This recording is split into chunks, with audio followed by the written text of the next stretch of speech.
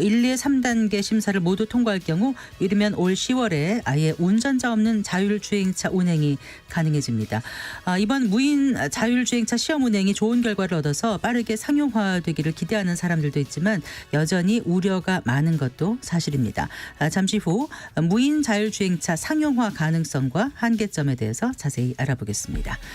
정부가 저출산 문제를 해결하기 위한 대책을 발표했죠. 결혼 출산 가구에 대한 정책 대출 소득 요건을 완화하는 내용이 담겨져 있던데요. 부동산 시장에 어떤 영향을 미칠지 살펴보겠습니다.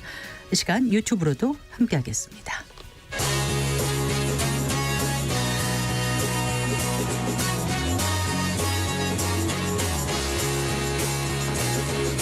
경제 시야를 넓혀드립니다. 투자의 지름길을 안내합니다. 돈 되는 정보를 발견하는 시간. KBS 1라디오 경제쇼.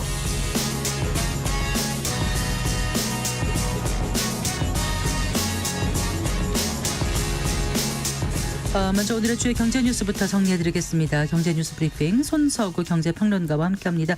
어서 나오십시오. 네, 안녕하세요. 안녕하세요. 코스피가 2,800선 돌파했네요. 네, 결국 돌파를 했습니다. 네. 코스피가 전 거래일보다 오늘 10.30포인트, 0.37%가 올라서요.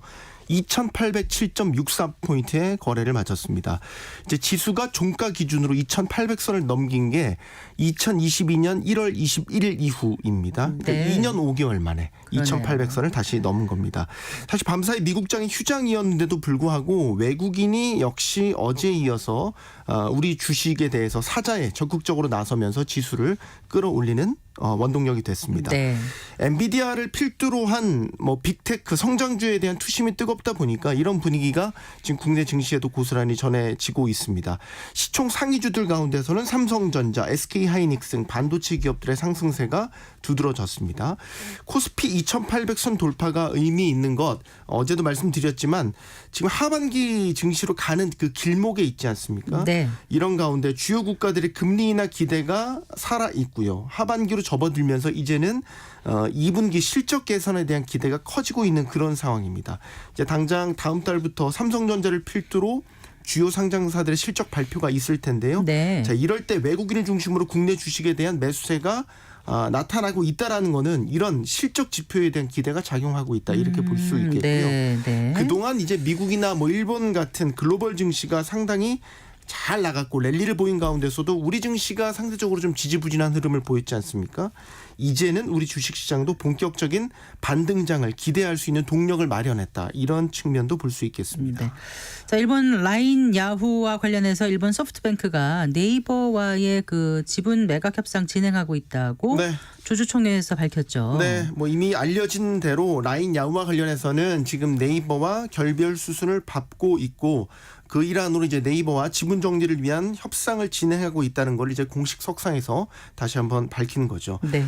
미야카와 주니치 소프트뱅크 CEO가 오늘 정기주주총회에서 네이버와 라인야후 지분 정리에 관한 협의 중에 있지만 합의에 이르지는 못했다고 말했습니다. 그러니까 조금 분위기가 달라진 면이 있어요. 그러니까 지난달 실적 발표 컨퍼런스 콜 당시에는 라인야후 지분을 우리가 추가 매입을 하겠다라는 좀 적극적인 의지를 피력한 반면에 여기에서는 좀 신중한 모습으로 좀 선회를 하는 그런 분위기를 엿볼 수 있었습니다. 네, 네이버와의 협상이 좀 순탄하지 않다 이렇게 볼 수 있을까요? 네, 그렇게 보여집니다. 또 이 미야카 CEO가 했던 얘기 중에 하나가 합의 가능 시기에 대해서는 명확한 답을 할 수 없다라고 얘기를 했거든요. 그러니까 협상 기간이 사실 이제 올해를 넘겨서 내년까지 상당한 기간이 걸릴 수도 있어 보입니다. 네. 또 사업 구조도 복잡하잖아요. 그러니까 네이버와 소프트뱅크가 라인야후의 지주회사인 A홀딩스라는 회사를 50%씩 지분을 나눠 갖고는 있긴 하지만 이 지분 가치에 대한 평가 작업도 오래 걸리고 또 이게 일본만 걸리는 게 아니라 동남아 같은 다른 나라에서 라인 서비스가 운영 중인 곳 여기에 대한 운영권, 사업권을 어떻게 역할 분담을 할 것인지 아니면은 네. 누구한테 매각을 할 것인지 이런 것들에 대한 협상이 계속해서 줄줄이 이어질 거기 때문에 단기간에 끝나기는 쉽지 않아 보입니다. 네. 네. 자, 가계대출이 다시 증가세로 돌아선 가운데 그 가계대출의 많은 부분을 차지하는 주택담보대출 금리가 2%대로 떨어졌다고요? 네, 이게 이제 5대 시중은행의 주담대 고정금리가 여기 해당되는데요. 어제 기준입니다. 19일 기준으로 5대 은행의 주담대 고정금리 2.98%에서 5.62% 사이로 집계가 됐습니다. 네. 그러니까 금리의 가장 낮은 부분 하단이 2%대로 지금 떨어진 거죠. 네. 주담대 금리가 2%대였던 때가 2021년 3월이었거든요. 그때를 돌이켜보면 이때는 중앙은행들이 금리를 공격적으로 올리기 전이었죠. 그러니까 3년여 전 수준으로 금리가 지금 되돌아간 겁니다. 오히려 원래 변동금리가 더 전체 밴드를 보면 낮거든요. 근데 지금 역전 현상이 나타나고 있어요. 네. 그러니까 변동금리가 더 높아요. 지금은. 그래서 5대 은행의 신규 주담대 변동금리 3.74%에서 6.7% 수준입니다. 그래서 이거는 주담대 변동금리 기준이 되는 코픽스가 6개월 만에 또 상승 전환하는 이런 흐름을 보였기 때문에 지금 역전 현상이 더 커졌다 이렇게 볼 수 있고요. 네. 요즘 이렇기 때문에 주담대 대출 수요는 전반적으로 고정형 상품 쪽으로 쏠리고 있다고 하는 거예요. 그렇겠네요. 그런 가운데 다음 달부터 스트레스 DSR 2단계가 시행되지 않습니까? 네. 그러면 대출 한도는 지금보다 좀 더 줄어들게 되지 않을까요? 맞습니다. 더 줄어들게 되죠. 그러니까 총부채 원리금 상환 비율 DSR은 이제 차주가 1년 안에 갚아야 될 대출의 원리금 상환액을 연소득으로 나눈 값이지 않습니까? 네네. 그래서 지금 금융당국은 이거를 40%를 넘지 않는 이 한도 내에서만 대출을 받을 수 있도록 제한하고 있죠.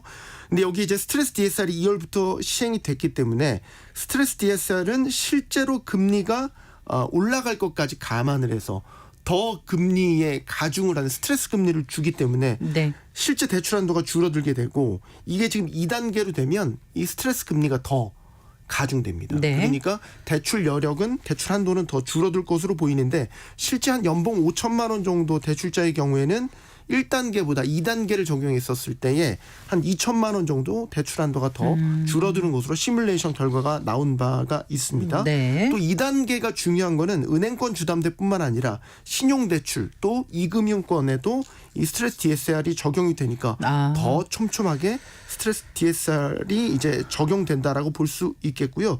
그래서 이게 2단계가 시행되기 전에 먼저 좀 대출을 받으려는 수요가 있어서 최근에 가계대출 많이 늘어났다고 전해드렸잖아요. 네네. 이런 영향도 지금 있는 것으로 보입니다. 네. 그 한국개발연구원 KDI가 그 부동산 프로젝트 파이낸싱 PF에 대한 강도 높은 구조 개혁이 필요하다 이런 의견을 냈죠. 네, KDI가 보고서를 냈는데 제목에서부터 엿볼 수 있습니다. 갈라파고스적 부동산 PF의 근본적 구조 개선 필요라는 제목입니다. 네. 그러니까 우리나라 부동산 PF의 부실이 끊이지 않는 근본적인 이유로 KDI가 저자본 고보증 구조를 꼽았거든요. 그러니까 저자본부터 살펴보면 사업 주체인 시행사의 자기자본 비율이 너무 낮다라는 점을 지적을 하고 있어요. 그래서 KDI가 2021년부터 2023년까지 3년간 100조 원 규모의 PF 사업장 399개의 재무 구조를 분석을 해보니까 자기자본 비율이 3.2%에 불과했다라는 분석 결과를 냈습니다. 네. 그러니까 나머지 97%는 대출, 즉 빌린 돈으로 충당을 했다라는 얘기가 되겠죠. 그러니까 이렇게 자기자본 비율이 낮은 상태에서 대출을 받게 되니까 사실상 총 사업비의 대부분이 이제 부채인 셈이고요. 금융기관들은 돈을 빌려주더라도 리스크가 높으니까 이 리스크를 해지하기 위해서 제3자인 건설사에 대출 보증을 또 요구를 하게 되고 이런 보증에 대한 의존도가 상당히 큰 경향이 우리나라 부동산 PF 구조에는 있죠. 네. 자, 그래서 이 부동산 경기가 침체로 돌아서는 이런 시기에는 대출들이 부실화되고 부실화된 그 여파는 사업 주체들 전체로 확대되는 이런 악순환이 반복된다 이런 점을 지적하고 있습니다. 네. 그럼 어떻습니까? 다른 나라와도 그 비교했을 때도 자기 자본 비율이 많이 낮은 편인가요? 네, 많이 낮은 편입니다. 지나치게 낮은 편입니다. 미국 같은 경우는 최소 총 사업비의 3분의 1 이상을 자기 자본으로 충당할 것을 요구를 하고 있거든요. 네. 한 30% 정도인 거죠. 뭐 일본, 네덜란드, 호주 같은 이런 나라들도 비슷합니다. 한 30에서 40% 정도의 자기 자본 비율을 확충하도록 요구를 하고 있습니다. 이렇게 사전에 자본 여력을 충분히 쌓고 시작하기 때문에 사업 진행 과정도 훨씬 안전하다고 볼 수 있겠죠. 즉 자기 자본을 통해서 예를 들어서 토지 매입 정도는 다 자기 자본으로 해결을 할 수가 있고 이게 되게 일반적인데 우리나라 같은 경우는 자기 자본이 얼마 없다 보니까 토지를 매입하는 단계에서부터 브릿지론이라고 해서 네. 대출을 그때부터 받지 않습니까? 맞아요. 그래서 이게 금융권의 차입 의존도가 너무 높다라는 구조를 여기서 갖고 있는 거고요. 그래서 KDI가 얘기하는 게 이겁니다. 자기 자본 비율을 선진국 수준으로 30%까지 올리자. 이런 이야기를 하고 있고 제3자의 PF 대출 보증해주는 이런 관행도 없애자. 이런 제도도 없애자라고 얘기를 하고 있거든요. 근데 이게 또 업계 이야기를 들어보면 현실적인 그 한계도 분명히 존재를 합니다. 네. 자기 자본 비율 30% 수준으로 올릴 수 있는 시행사가 몇 개나 되겠냐라는 거죠. 네, 현실적으로 네. 거의 없다라는 점을 지적을 하고 있고 이 자본 비율대로 맞추게 되면 현실적으로 이 부동산 프로젝트 아예 일어나질 못한다. 그래서 현실과 이상은 또 괴리가 있다라는 점을 이야기를 하고 있습니다. 네, 잘 들었습니다. 고맙습니다. 고맙습니다. 네, 경제뉴스 브리핑 손서구 경제평론가와 함께했습니다.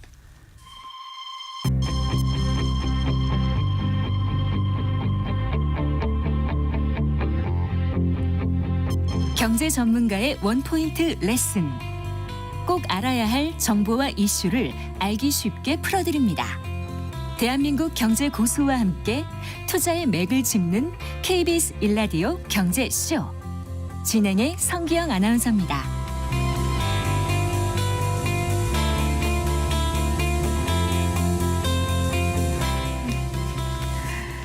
네, 이르면 10월부터 운전자가 타지 않은 완전 무인 자율주행 승용차가 국내 최초로 일반 도로를 운행한다고 합니다.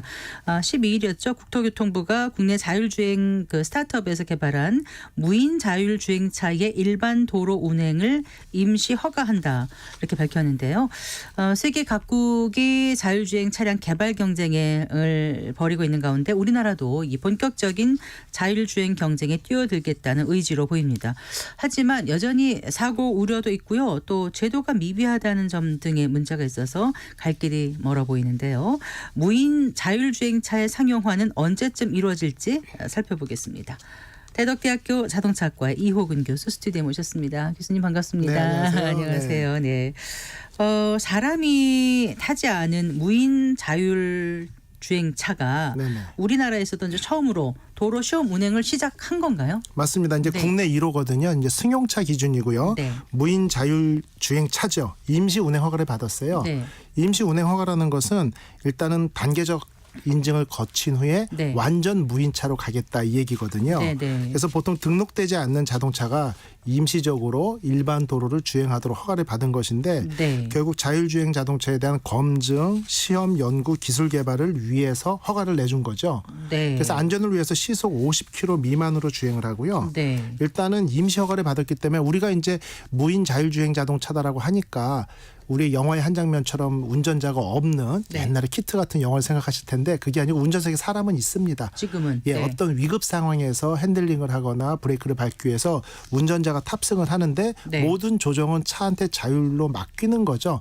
그러다 급한 상황에서만 대처하기 위해서 하는 것이고 완전히 사람이 탑승하지 않았을 경우는 아주 극저속 시속 10km 미만이라든지 네. 시속 10km 미만이라는 것은 우리가 일반 공도로보다는 공장 같은 데 보면은 로봇들이 무인으로 물건들 실어 나르는 경우도 있죠. 네, 그 정도로 네. 아주 낮은 속도 네. 아니면은 청소차 같은 특수 목적 차량 이런 것들이 자율 자동차로 자율주행 모드로 스스로 운전하도록 이렇게 임시 허가를 받았다 이렇게 볼 수 네. 있습니다. 그러니까 이제 12일에 임시 허가를 내준 거고 네. 13일에 그럼 처음 일단 시범 운행을 한 건가요? 어떻습니까? 예, 맞습니다. 네. 보통 이 시범 운행은 3단계로 이루어져요. 조금 전에 네. 말씀드린 것처럼요. 1단계는 이제 운전석에 운전석에 사람이 한 타서 상태로 팔짱 끼고 이렇게 불안하게 쳐다만 보고 있겠죠. 불안하게요? 예. 왜냐하면 이 말씀을 왜 드리냐면 제가 이제 무인 자율 자동차 하면 신뢰성 있습니까? 하면 자동차 전문가 입장에서 믿어야죠. 믿을 수 있습니다 하는데 많은 분들이 불안해하세요. 하나의 예를 들면 하이웨이 드라이브 어시스트, 네. 테슬라의 오토파일럿이라는 것도 주행 보조 장치잖아요. 네. 핸들에 손을 얹고 네. 본인이 책임져야 되는 상황인데 저도 처음에 5년 전에 이제 수소 전기차를 가지고 HDA를 처음 수행을 했을 때는 핸들을 잡고 가속 페달 브레이크 밟을 필요 없죠. 스티어링도 자동으로 하거든요. 그럼에도 불구하고 너무도 불안해서 발이 한짝 들고 이랬다가 네. 한 일주일 지나니까 발 내려놓았다가 좀 지나니까 뒤에 있는 물건도 꺼내고 이렇게 적응 기간이 필요하거든요. 네. 그래서 아직 우리 일상생활에서 이런 것들이 눈에 익지 그건 않기 이제 하이웨이 그러니까 그야말로 고속도로에서 많이 있죠. 그러니까 예, 고속도로에서 쭉 달릴 때요. 네. 근데 이거 일반 도로거든요. 그래서 좀 지금 다르잖아요. 일반 다르죠. 도로는 지형 지물도 많이 다르고 많고 또 네. 끼어드는 차도 있고요. 그러니까요. 자율주행 테스트 애뜨리에선가 예전에 한번 하다 보면 제일 어려운 게 뭔지 아세요? 저 무인차네 네. 하면서 일부러 끼어들어 봐요.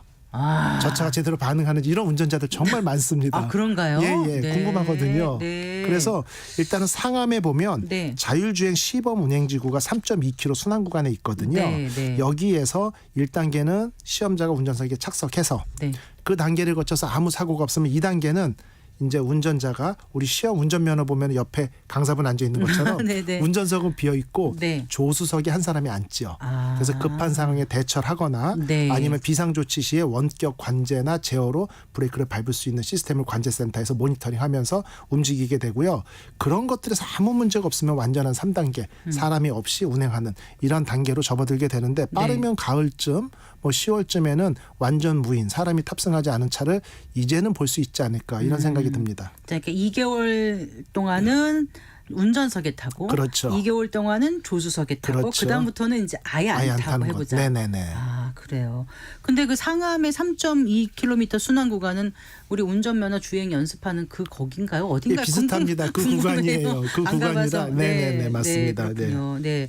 그런데 이렇게 무인이 아니라 유인 그 자율주행 시험 운행은 이미 하고 있는 거죠.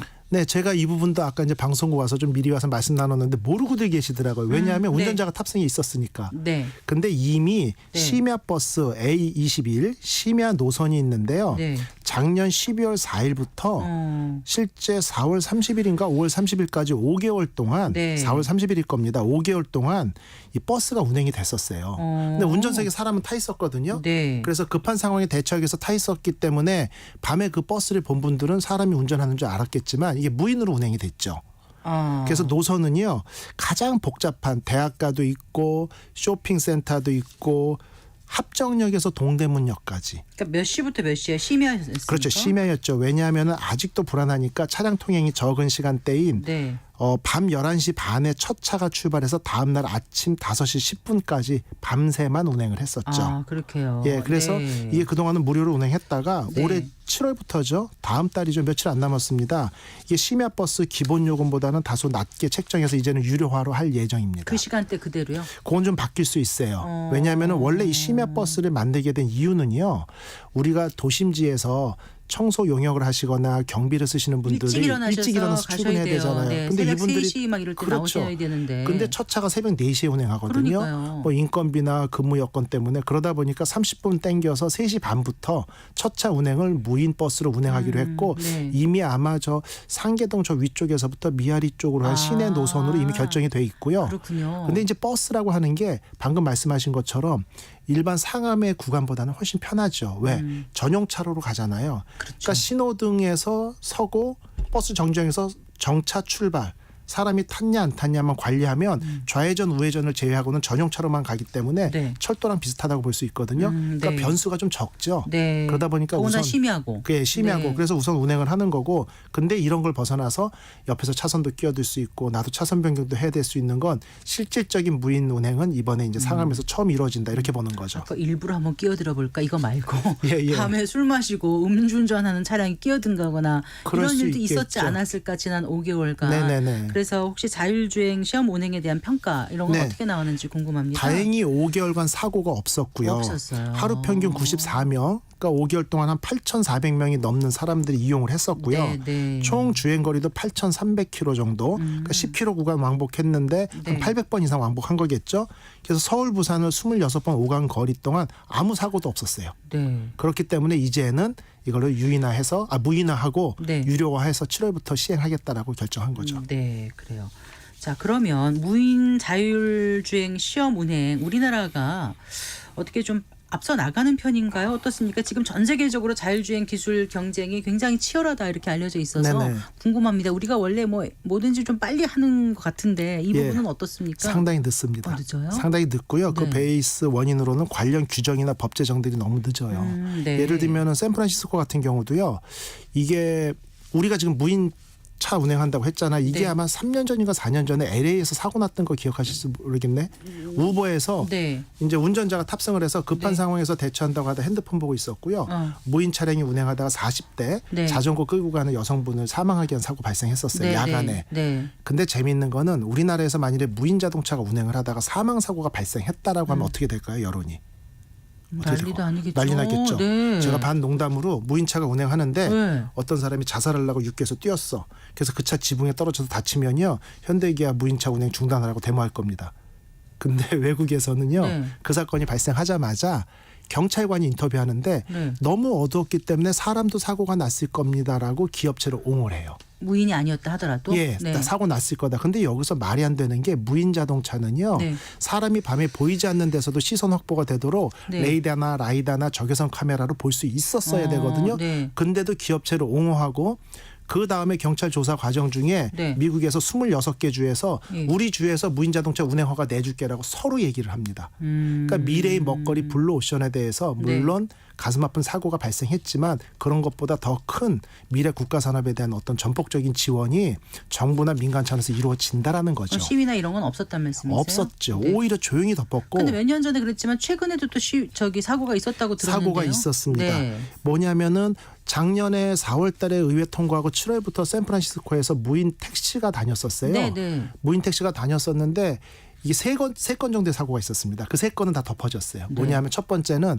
7월 말에서 8월에 특정 시간대에 예. 택시들이 큰 교차로에 다 모여서 꼼짝도 안 하고 맞아요. 교차로를 점령해서 네. 그러니까 뭐 AI 로봇들이 인류를 공격하는 공포를 느꼈다. 근데 다 직원들이 나와서 2시간 동안 한 대 한 대 끌고 가서 해결했습니다. 두 번째 사고는 앰뷸런스인가 네. 소방차인가 네. 두 개 다일 수도 있고요. 네. 어떤 상황이 발생해서 차가 가는데 좁은 골목 쪽으로 빠른 길로 접어들었죠. 네, 네. 그런데 그 좁은 길에서 큰 음식물 쓰레기 차가 1차로를 막고 있었고 사람이 없었죠. 그러면 어떻게 해야 되죠? 보통은 중앙선 넘어서라도 가야죠. 네, 네. 중앙선 넘어서 가면 되는데 반대편에 무인 택시가 서 있었죠. 근데 거기다 라이트를 켜고 빵빵대고 넘어오는데 무인이 무인 택시에 안 안 비켜주는 비키죠. 그 프로그램에는 중앙선을 넘어서 나를 위협하는 차량을 피해주라는 프로그램이 없었으니까. 그게 설정이 아예 안 돼 있었군요. 그래서 6분에서 7분 늦어졌어요. 근데도 계속 운행 허가를 내줬습니다. 근데 운행이 중단됐습니다. 또 어떤 작년에. 사고가 있었어요? 무인 차량이 택시가 앞뒤로 접촉 사고가 발생했다. 네, 네. 사람을 쳤다. 그러면 어떻게 해야 되죠? 서야죠. 정차하고 사람을 구조하고 모든 게 상황이 파악될 때까지 제자리에 서 있는 게 맞죠. 그래야죠. 네. 이번에는 차가 달리다가 차대차가 측면 사고가 났어요. 네. 그럴 경우에는 차대차잖아요. 네. 그러면 두 차선을 막고 있으면 교통 혼잡이 유발되니까 앞으로 7m 가서 차 갓길에 세우고 네. 경찰이 올 때까지 대기하라는 프로그램이 있었는데 네. 이 샌프란시스코에서 무인차가 운행하다가 네. 옆에 유인 사람이 운전하는 차에 가다가 보행자를 쳤어요. 치고 이 사람이 튕겨서 이 차를 부닥치고 밑으로 들어갔죠. 차 밑으로? 예. 근데 이 택시는 차대차 사고로 인식한 거죠. 옆에서 친 거니까. 그러니까 6m 끌고 가서 사람을 옆에 차를 세우고 대처하려고 하면서 사람이 부상이 심각해졌죠. 작년 11월 아마 말인 경우로 제 기억에 그때부터 이제 운행이 중단됐습니다. 네. 이 얘기는 프로그램상에서 여러 가지 언서턴티나 불확실성을 다 보완을 한다라고 해도 우리가 생각지 못하는 예상치 못한 문제는 어디든 발생할 수 있다라는 게 가장 큰 문제다. 결론은 이걸 해결하기 위해서는 막대한 시험 주행과 막대한 데이터 수집이 그 기업의 재산이고 경쟁력이다 이 얘기죠. 근데 이제 무인 그 자율주행에 이런 게 있다고 하더라고요. 그 차는 네. 운전자 타고 있는 사람, 탑승한 사람을 이제 보호해야 되는 걸로 설정이 돼 그렇죠. 있잖아요. 네네네. 근데 가다가 갑자기 아이가 탁 뛰어들거나 그렇죠. 무슨 사고가 생겨요. 그러면 잘 피해야 되는지 그냥 가야 되는지 선택을 네. 차가 해야 되는 거잖아요. 그렇죠. 프로그램. 네. 그럴 때에 여러 가지 문제가 있다고 하더라고요. 그게 이제 딜레마가 있어요. 네. 뭐냐면 그게 제가 이제 보통 때 표현을 할 때는 인류 보편적 가치관의 통일이라고 좀 고상하게 말씀을 드리는데 네. 브레이크가 고장났다고 쳐요. 네. 그리고 왼쪽은 절벽이고 아이들이 쏟아져 나오고 있어. 네. 그러면 당연히 설문조사를 했었어도요. 네. 그냥 아이들을 여러 명을 살리고 운전자가 절벽으로 해서라도 한 명만 희생시킨다는 어떤 가치관이 그거는 형성돼야 그 되죠. 운전자가 객관적인 다른 사람일 때 나하고 무관한 사람일 땐 그렇게 그렇죠. 얘기하겠죠. 근데 우리 가족일 땐 얘기가 우리 달라지는 가족인데 거죠. 우리 아빠인데 달라지죠. 아니면 내가 타고 있는데 그렇죠. 아이 셋인데 내 목숨을 담보로 저 아이들을 살릴까 하는 순간의 판단은 그렇죠. 운전자 입장으로 갈 수도 있지 않습니까? 갈 수도 있죠. 네, 네. 그다음에 그렇게 운전자 입장으로 해킹을 통해서 프로그램을 튜닝할 수도 있고요. 또 한 가지는 대통령이 탄 차는 최우선 보호해야 되죠. 네. 사고가 발생하거나 브레이크가 고장나면. 그럼 총리 탄 차는요? 장관은 다음이에요? 모르죠. 그러니까 이건 사람한테 나라마다 계급이 틀린 있지만 거죠. 생명의 예. 계급이 있습니까? 없습니까? 그러니까 네. 영국이나 일본 같은 국왕제인다에서는 국왕은 뭐 이럴 수 있겠지만 인도에서는 어떨까요? 소? 예, 소. 카스트 제도. 불암한 네. 계급은 최우선 살려야 되는데 네, 최불적 천명. 예, 이 사람들은 어떻게 할까? 이런 가치관의 통일이 없이는 네. 완전 자율주행이 전 세계에서 돌아다닌다 무인 자동차가 꿈만 같은 얘기죠. 어쨌든 네네. 이렇게 잦은 사고가 나다 보니까 자율주행차에 대한 회의론이 분명히 있기는 있죠. 네네. 불안도 있고요. 맞습니다. 예. 네. 그런데 그럼에도 불구하고 이제 경쟁이 치열한 것은 미래의 먹거리라고 아까 말씀해 주셨지 네네. 않습니까? 특히 보면 중국 같은 경우는 이제 중국의 구글이라고 불리는 중국 최대 포털 기업인 바이두에서 예, 예. 자율주행 차량을 이제 본격적으로 양산하면서 오히려 미국보다 중국이 더 빨리 무인 네. 자율주행차를 상용화하게 되는 건 아니냐 이런 얘기까지 나오더라고요. 어떻게 보세요? 맞습니다. 일단 가장 문제는 뭐냐면 최근에 전기차 같은 경우도 국내나 미국에선 화재건이 많이 나오잖아요. 중국은 화재건에 대해서 발표가 별로 없어요. 유튜브에도 잠깐 화재가 떴다 없는 게 없어지고 아니라? 없는 게 아니라 통제되는 거죠. 그러다 보니까 가장 큰 장점은 중국은 대한민국 27개 국가에 수출하는 것과 동일한 정도의 시장 규모입니다. 시장 규모가 우리나라의 25배에서 27배예요. 네네. 이러다 보니까 대규모 시장이 있죠. 네. 그다음에 막대한 데이터가 있지 않습니까? 이러다 네. 보니까 자율주행 데이터 빠르게 확보해 나가고 있고요. 이미 로보택시나 트럭 등의 화물 수송은 이미 시작을 했고 네. 그다음에 이 부분은 부러워요. 그 중국 당국 같은 경우는 법적 제도적 뒷받침을 선도적으로 해서 기업체들 걸 따라오도록 하고 있습니다. 이 부분은 우리나라보다 훨씬 앞서 있어요. 하나의 예를 들면요. 우리나라에서 아직도 풀리지 않은 법 중에는 네. 비식별화법이 있습니다. 그게 뭐죠?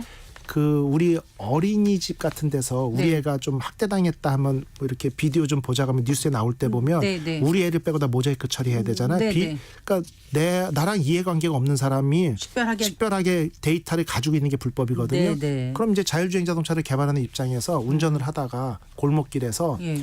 차하고 아이 컨택을 한 사람은 차를 봤으니까 안심을 하고 네. 뒤통수 보이고 걷는 사람은 집중해서 우리가 운전하잖아요. 네, 네. 그렇기 때문에 영상 데이터를 저장해서 아이 컨택 요거는 차를 본 거다. 아이 컨택이다. 이건 아니다라고 분명히 프로그램에 넣어야 돼요. 그런데 근데 그 데이터를 가지고 있는 게 우리나라는 불법입니다. 그러니까 골목길에서 차량과 네. 보행자들이 섞여 있을 때 아이 컨택 했냐 안 했냐에 대한 인식 프로그램을 짜는 것 자체가 우리나라에서는 불가능하게 돼 있는 그럼 거죠. 영상 데이터 활용을 위한 어떤 그런 개인정보보호법 개정도 필요하다 이런 말씀인가요? 필요한 거죠. 이게 몇 년 네. 전부터 얘기하는데 아직도 안 되고 있어요. 근데 오히려 중국은 네. 법적 제도적 뒷받침을 통해서 쭉 밀어나가고 물론 불법적인 것도 눈 감아준다는 패단도 있습니다만 네. 이렇기 때문에 한 발 앞섰다 아니고요. 두 발 세 발 앞서 있다고 보여집니다.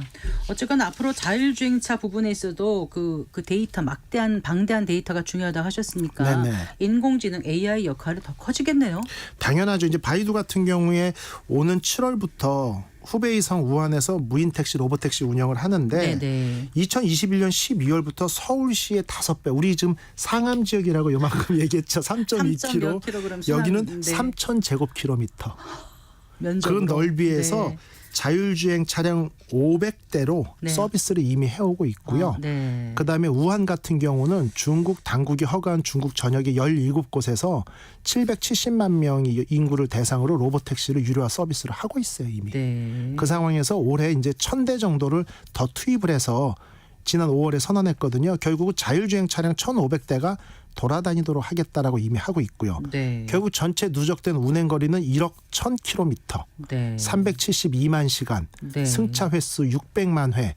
이런 데이터들은 미국이 물론 앞섰죠. 우리가 구글이나 이런 걸 보면은 몇 년 전에 무인 차량 운행하는 거 지구를 한 바퀴 돌았네 뭐 이런 데이터들 많이 나오고 영상도 있거든요. 이런 네. 것들을 막대한 물량 공세로 중국이 이미 앞서 나가기 시작하는 거죠. 그렇군요. 그런데 네. 이제 이런 데이터 축적이라든가 AI 활용 문제로 자율주행차의 같은 경우도 그 주요국들이 이제 경제 안보라는 그걸 내세우면서 역시 이제 무역 관세, 무역 장벽 문제로까지 또 커지지 않을까 이런 네. 생각도 드는데요. 당연하죠. 이제 안보나 보안 문제는 어떻게 보면 겉에 내세우는 명분이고요. 우리가 전기차 보급만 봐도 자국 산업 보호가 가장 큽니다. 그렇죠. 네. 예를 들면 영국의 수닉 총리 같은 경우는 작년 4월에 전기차, 그러니까 내연기관 판매 금지를 30년에서 35년으로 늦췄잖아요. 맞아요.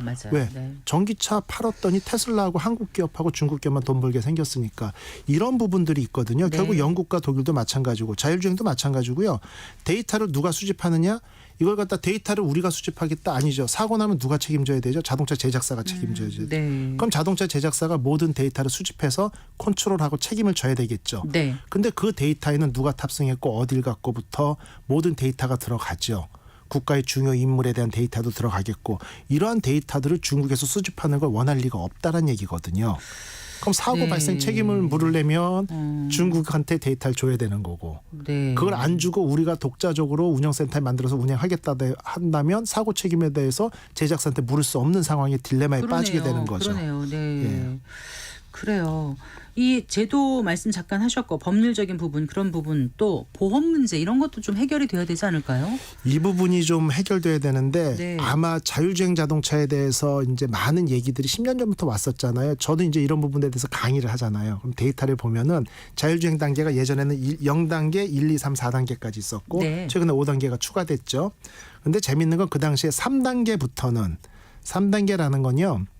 고속도로 같은 특정 조건에서는 손을 하나도 안 대도 차가 스스로 운전한다. 우리나라가 이번에 제네시스 G90 같은 경우 그 모델이 나오거든요.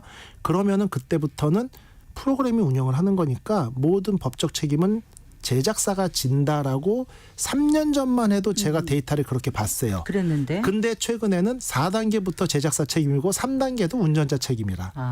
그러니까 보험 상품 개발부터가 안 된 거죠. 쉽게 말씀드리면 그러네요. 이거에 대해서 정말 운전자 잘못인지 자동차 회사 잘못에 대한지 명확한 데이터 분석의 툴이 마련돼 있지 않다 보니까 네. 보험회사 입장에서도 당황스러운 거고 네. 이런 어떤 주변의 바운더리 컨디션 주변 여건이나 인프라 구축이 안 된 상황에서는 단순한 기술 개발 하나만 가지고는 그게 문화적으로 정착할 수는 없다는 얘기죠. 네, 그런 제도 같은 게 네네. 뒷받침되지 않으면 네. 실제 기술로 완성이 되더라도 상용화할 때는 어려운 예, 부분이 많이 있을 것 맞습니다. 같습니다. 네네.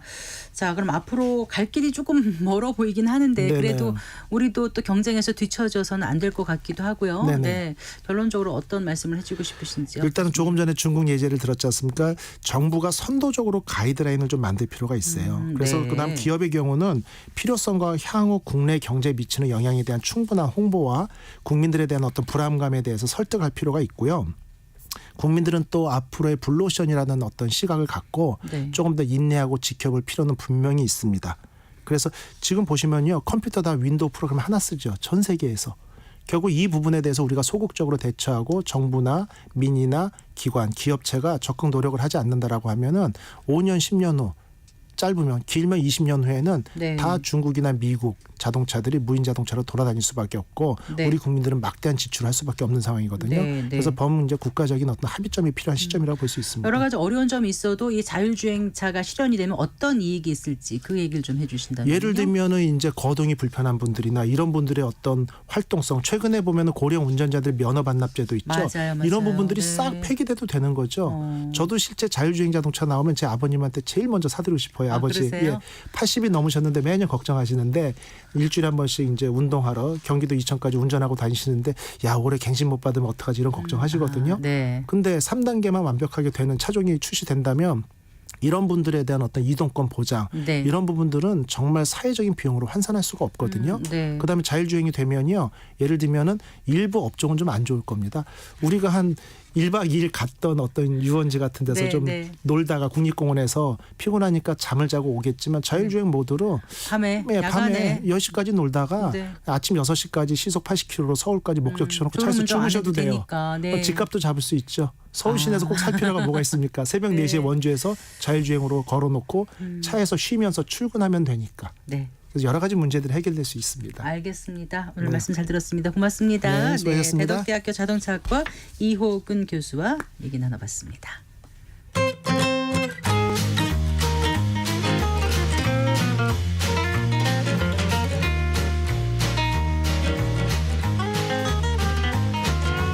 경제 맛집 투자 핫플. 지금은 돈 벌기 딱 좋은 시간. KBS 1라디오 경제쇼.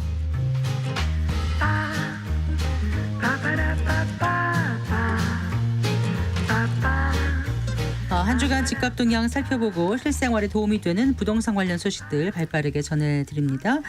김인만 부동산 경제연구소장과 함께하겠습니다. 어서 나오십시오. 안녕하세요. 안녕하세요. 자, 한 주간 집값 동향부터 좀 살펴볼까요? 네, 이번 주 6월 3주차 한국 부동산원 통계인데요. 네.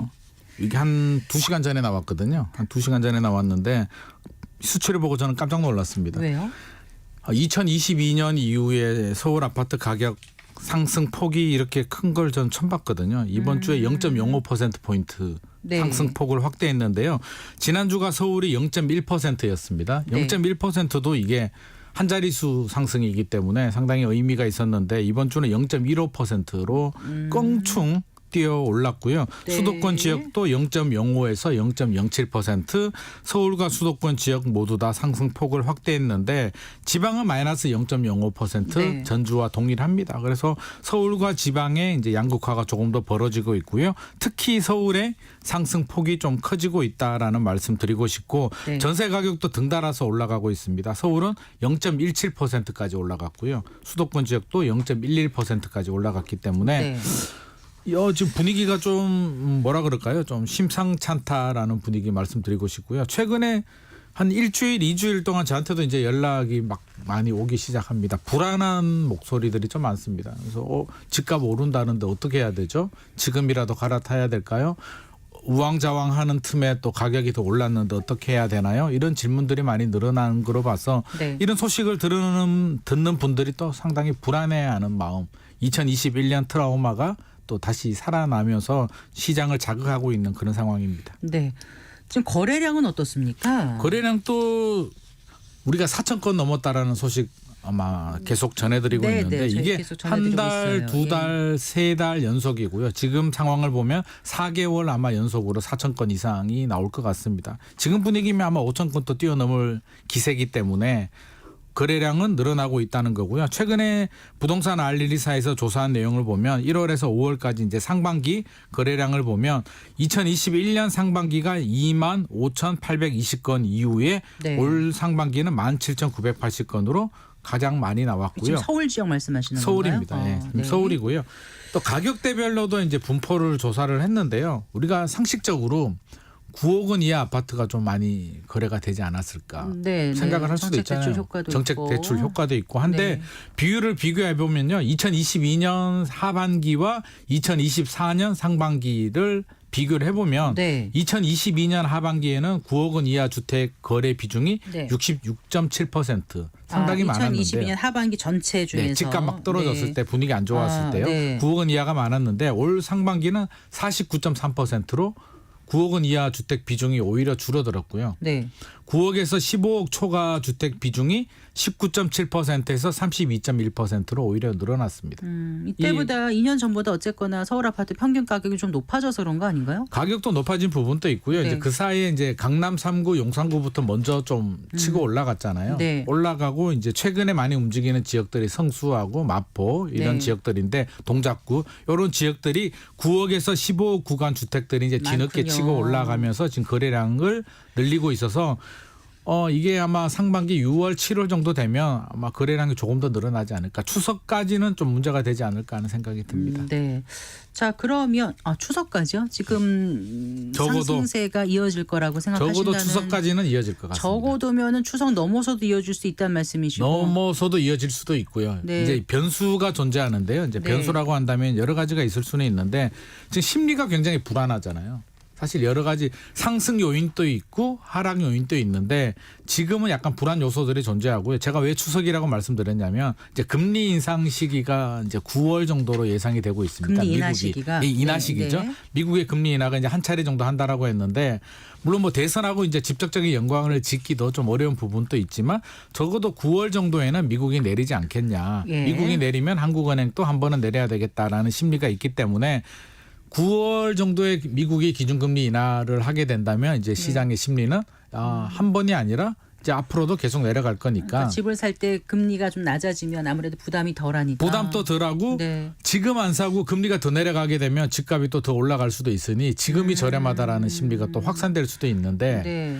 추석이 항상 터닝 포인트 역할을 좀 해주거든요. 설날 추석이 중요한 부분이어서 추석 때 이런 분위기가 조성이 된다면 아마 추석 지나고도 근데 상승폭을 명절이 왜 그냥 터닝 포인트가 되는 거예요? 이게 좀 과거에는 재밌는- 모여서 이렇게 얘기하다 보면 그런 건가요? 뭐 아니면- 그런 영향이 있습니다. 이게 네. 명절이 한 일주일에서 열흘 정도의 네. 텀이 있는데 네. 사실 이제 친구들도 만나고요, 가족들도 만나고요. 만나다가 이야기를 해보면 항상 최종 종결지는 이제 집값, 부동산 문제로 가거든요. 안 할 수는 없죠. 안 할 수 없죠. 누가 그러면 했다더라. 그러면 나는 집값이 안정되는 줄 알았는데 형님 얘기 들으니까 야 요즘 서울 집값이 아니래 라는 얘기를 들으면 아 나도 올라가서 빨리 다시 한 번 더 체크를 해야겠다라는 네. 심리가 작동이 되고요. 네. 떨어질 때는 또 반대가 작용이 됩니다. 네. 야 집값 떨어진다는데 야 우리 집 사는 거 잠시 보류해야 되겠어 라는 심리가 될 수도 그럼 있기 이전보다 때문에 좀 덜 만나지 않아요, 사람들이? 덜 만나는데도 아무튼 뭐 소통은 하는지 네. 공교롭게도 작년 추석 이후에 상승폭이 꺾였고요. 올 설날 이후로 다시 또 반등을 하고 있기 때문에 네. 이번 추석도 좀 예의주시를 해야 될 것 같습니다. 앞서서 저희 그 경제뉴스 브리핑에서도 얘기를 했었는데 그 주택담보대출 금리 하단이 이제 2%로 떨어졌다. 네네. 약간 이제 좀 뭔가 좀 부담이 좀 덜어지는 상황이긴 한데 네네.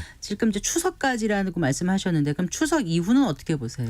추석 이후는 이제 변수에 따라서 좀 달라지는데요. 이제 네. 최근에 저는 그렇게 봅니다. 아직까지 이제 집값 버블이 좀 남아 있어가지고 이렇게 대세 상승 막 폭등할 상황은 사실은 아니거든요. 네. 아닌데도 불구하고 이제 아파트 시장은 심리가 작동이 되는데 네. 제가 지지난 시간에도 아마 뭐 게임 이론 제가 말씀을 한번 드렸는데 사실은 이제 언론도 문제고 이제 우리도 문제인데 네. 이렇게 올라갈 상황이 아님에도 불구하고 뉴스를 보는 분들이 불안해하고 뭐 한 6개월 있다가 사려고 했는데 지금 움직여야겠어. 이렇게 움직이다 보면 네. 결국에는 우리가 집값을 또 올리는 문제가 발생할 수도 있기 때문에 지금 분위기라면 추석 이후에도 올라갈 가능성은 배제할 수는 없을 것 같습니다. 네. 저희가 이번 주 화요일에도 사실 이 아파트값 그 주택시장 전망을 좀 했었거든요. 네네. 그때 나오신 분께서는 이제 전세가율이 높지가 않고 네네. 네, 그다음에 이제 2008년에 급격히 집값이 떨어졌다가 2009년부터 좀 올랐다가 다시 몇 년 동안 떨어졌다. 그때 거래량이라는 건 모든 여건이 지금과 비슷하기 때문에 네. 앞으로 절대 오르진 않을 것이다. 절대. 그러니까 절대라는 건 없지만 네. 떨어지는 그러니까 떨어질 지금처럼 가능성이 높다? 네, 그렇게 이제 말씀을 좀 주셨거든요. 근데 네네. 전문가들마다 지금 다 다르시고 의견이 다 더군다나 다르죠. 이제 네. 무슨 연구원 뭐 맞습니다. 네, 네, 정부 기관이기도 하고 또 민간 연구원이기도 하지만 서로 네네. 다 연구원들마다 달라요, 전망이. 달라요. 그래서 네. 더 수요자들은 헷갈리거든요. 일단 건설산업연구원하고 네. 주택산업연구원하고 서로 엇갈린 전망을 내놓고 있습니다. 각각의 그 내용과 근거를 좀 설명을 해주세요. 어떻게 서로 나와 다른 있는지. 전망을 내놓으니까 더 네. 헷갈리는데요. 전문가들도 의견이 다 다른 이유가 이게 사실 정답이 없기 때문입니다. 맞습니다. 우리가 미래를 알 수 네. 없는 거고요. 네. 수많은 변수들이 존재하는데 그 변수를 어떻게 해석하느냐에 따라서 전혀 다른 결과가 나올 수밖에 없고요. 먼저 건설산업연구원을 한번 살짝 살펴보게 되면 네. 양쪽이 다 맞습니다. 사실은 틀렸다는 게 아니라 양쪽의 인사이트가 모두 다 맞는 내용인데 이 변수 전망이 누가 더 맞아떨어지느냐 실제로 금리가 인하가 되느냐가 중요한데 네. 건설산업연구원을 보면 4월까지 0.5% 전국 주택 가격이 하락을 했고 연간 1.8% 하락을 할 것이다. 수도권은 0.5% 하락, 네. 비수도권은 3% 하락을 전망을 했는데요. 이유가 중요하잖아요. 왜 하락을 전망했을까? 살펴보게 되면 첫 번째 이유는요. 가격이 너무 높다. 네. 절대 가격이 소득 대비 너무 부담스러운 수준이다. 네, 네. 한마디로 버블이 남아있다. 버블 제거되지 않았다는 거고요. 공감되는 부분입니다. 두 번째는 금리가 인하되는데 인하폭이 시장 기대보다 크지 않을 수도 있다. 네. 한마디로 우리 과거처럼 2020년, 2021년 저금리 다시 오지 않는다. 적어도 한 3년, 5년 내에는 오기 힘들다라는 거고요. 세 번째는 경기가 좋지 않다. 부동산도 경제의 한 축인데 좀 여러 가지 수출, 내수, 소비가 모두 좋지 않은데 부동산만 유아 독존 계속 올라가기는 현실적으로 좀 어려운 부분이 있다. 네 번째 이제 신생아 특례 대출이 영향을 받고 있는데 뭐 결국에는 소진되지 않겠느냐. 27.5 정도 한도를 가지고 있는데 네. 결국 이게 소진될 것이다라는 의견을 주고 있고요. 이게 뭐 우려를 하는 상황, 무조건 뭐 하락은 한다는 게 아니라 이렇게 될 수도 있다는 점을 좀 이야기를 하고 있어서 이 부분에 대해서도 저는 좀 예의주시를 좀 해야 되겠다. 이걸 무시할 네. 의견은 아니고요. 네. 저도 앞서서 이제 대세 상승은 좀 힘들다라고 말씀드린 근거 중에 이 네 가지가 아마 제 생각에 대세 상승이 좀 힘들다라는 데 네. 근거가 되고 있습니다. 반대로 주택산업연구원은 이제 자세히 들여다보면 폭등이라고 표현은 안 한 것 같은데 언뜻 기사에 그 제목을 달았을 때 폭등이라고 써가지고 깜짝 놀랐거든요. 네네. 네, 어떤 근거로 어떻게 전망을 한 거죠? 폭등이라는 말이 나왔는데요. 폭등이 우려된다라는 거고 이제 폭등이 네. 된다는 것도 아닌데 이제 네. 서울은 1.8%, 수도권은 0.9% 상승이고요. 지방은 2.7% 하락을 했는데 왜 폭등이 우려가 되냐고 한다면 지금이 아니고요. 2025년에서 2026년이 우려가 내년 된다. 후년, 네. 우려가 된다는 건데요. 공급 문제를 좀 짚고 있습니다. 공급 많은 분들이 물량이 또 이 얘기를 하거든요. 맞습니다. 네. 2017년에서 2021년 평균이 54만 가구 정도 공급이 예. 됐는데 올해는 인허가 물량이 38만 가구 정도 되고요. 네. 작년에 착공 물량이 24만 2천 가구 정도니까 착공은 3년 후에 입주 물량이고요. 네. 인허가 물량은 5년 5년 후에 후, 입주 물량이기 네. 때문에 3년에서 5년 후까지도 공급 물량이 좀 부족할 수도 있다. 서울 수도권 지역은 그렇게 네. 예상을 하고 있는데 뭐 두 가지 의견이 다 맞는 부분이고요. 제가 여기서 좀 첨언을 한다면 집값이 만약에 우리가 걱정하는 것처럼 폭등이 되려면 요건이 필요합니다. 5가지 요건이 필요한데 하나는 공급이 지속적으로 3년에서 5년 정도 부족해야 되고요. 전세 가격이 꾸준히 상승을 해서 앞서서 이제 다른 전문가가 나와서 전세 가격 이야기를 했는데 지금은 이제 크게 높지는 않은데요. 지금 추이라면 아마 3년에서 5년 후가 되면 서울 전세 가율이 60%를 넘어서 70% 가까이 가게 되면 집값 상승 압박 요인으로 작용될 수도 있고요. 네. 그렇게 되면 이제 또 시간이 지나니까 집값이 저평가가 되면서 정부는 또 규제가 좀 풀리게 된다면 어떤 트리거가 생기게 되면 이제 집값이 폭등하게 되는데 네. 지금은 이런 경우가 아니기 때문에 너무 네. 불안해할 필요는 없을 것 같습니다. 이 얘기 해볼게요. 그 저출산 문제를 해결하기 위한 대책 중에 그 부동산과 관련한 대책이 나왔더라고요. 네네. 그러니까 이제 결혼 출산 가구에 대한 정책 대출 소득 요건을 완화한다. 네네. 네, 이런 발표가 있었지 않습니까? 네네. 잠깐 소개해 주세요. 정부가 또 발표를 했는데요. 우리 신생아 이제 특례 대출은 기존의 부부 합산 연소득이 1억 3천만 원까지였는데 1억 3천만 원이면 대기업 다니는 분들은 집 사지 말라는 거냐. 자녀 출산에도 혜택을 못 받는다고 해서 2억 원까지 상향 조정을 했다가 이번에 2억 5천만 원까지 이제 좀 많이 올리기도 했고요. 네. 공급 물량도 늘려주겠다. 출산 가구 대상의 주택이 7만 호 정도로 예상이 되고 있었는데 12만 호 정도로 5만 가구를 더 늘리고요. 그린벨트 해제해가지고 2만 가구 정도 택지를 더 발굴하겠다라는 내용이 들어가 있고 또 요거로 저는 눈에 좀 띄네요. 우리 특별 공급 한 번 받을 수가 있거든요. 네. 한 번 받은 분은 다음에 할 수는 없는데 대책 발표 이후에 출산 가구에 대해서는 한 번 더 플러스 그래요? 1을 주겠다. 특별 그거는 공급. 못 봤습니다. 네, 한 번 더 네. 주겠다라는 내용도 들어가 있어서 네. 신혼부부들한테 이제 출산 문제가 심각하니까 좀 파격적으로 네. 나오긴 했습니다. 지금 저출생 문제가 사회 전반적으로 큰 화두 맞습니다. 아닙니까? 네네. 그래서 뭔가 이제 출산율을 끌어올리는 건 중요하긴 한데 네. 이런 것들이 과연 끌어올릴 수 있는 묘책이 될 수 있을지 현장에서 어떻게 그게 보세요? 이제 저도 걱정되는 부분인데요. 출산 문제가 심각하고 대책이 나오는 거는 굉장히 바람직합니다. 여러 가지 대책들이 나와줘야 되는데 지금 나오는 대책을 가지고 출산율을 올릴 수 있을까라고 한다면 약간 좀 퀘스천 마크가 좀 붙을 것 같습니다. 왜냐하면 2억 5천만 원 정도 연소득 되시는 분들이 출산을 안 한다는 얘기는 뭔가 이유가 있겠죠. 자녀를 돌보는 사람이 없다든지 여러 가지 이유가 있는데 단순히 저리 대출을 받기 위해서 이분들이 지금 공격적으로 주택 구입에 나설 가능성은 높아 보이지는 않고요. 네. 또 제가 걱정되는 부분은 높아 보이지 않더라도 예를 들어서 서울에 1,000가구 정도가 신혼부부가 이제 이 혜택을 보면서 주택을 구입했다라고 하면 이 1,000가구 때문에 출산을 해서 출산 문제가 해결되진 않잖아요. 그런데 주택 시장은 1,000가구만 거래를 해도 집값 자극 효과는 충분히 나올 수도 있기 때문에 네. 출산 효과보다는 집값 자극 효과가 저는 오히려 나오지 않을까 좀 걱정되는 부분이 네. 있습니다. 시간이 조금 남았는데 어떤 얘기 또 하나 해주시겠습니까? 네. 저는 요 이야기 좀 하고 싶습니다. 일단 저출산 문제가 우리 심각하다라고 하는데 요거는 짚고 넘어가야 될 것 같아요. 서울이 이제 늙어가는 도시가 된다. 인구가 감소한다라는 뉴스가 나왔는데요. 많은 분들이 공감을 하면서도 서울이 이렇게 되면 지방은 어떻게 되는 거야? 그러니까요. 이제 눈이 네. 둥그레지는데요. 우리가 좀 짚고 넘어가야 된다는 부분이 제가 왜 이 말씀을 드리냐면 서울이 줄어드는 거는 맞습니다. 2050년에는 800만 명 정도로 이제 줄어드는데 네. 2050년이면 아직 시간 또 많이 남기도 했고요. 주택 구매 연령을 생각해 본다면 시차는 남아 있는데 최근에도 서울이 이제 인구 감소는 되고 있거든요. 제가 네. 조사를 좀 해봤는데 1년간 서울 인구가 4만 7천 명 정도 줄었는데요. 네. 경기도 인천은 늘어났습니다. 네. 결국 서울 집값 때문에 수도권으로 이동을 한 거지 절대적인 서울 인구가 줄어든 건 아닙니다. 네. 알겠습니다. 말씀 잘 들었습니다. 고맙습니다. 네. 감사합니다. 김인만 부동산경제연구소장과 함께했습니다. 마칠 시간이네요. 성기영의 경제쇼 오늘 순서 여기까지입니다. 저는 아나운서 성기영이었습니다. 고맙습니다.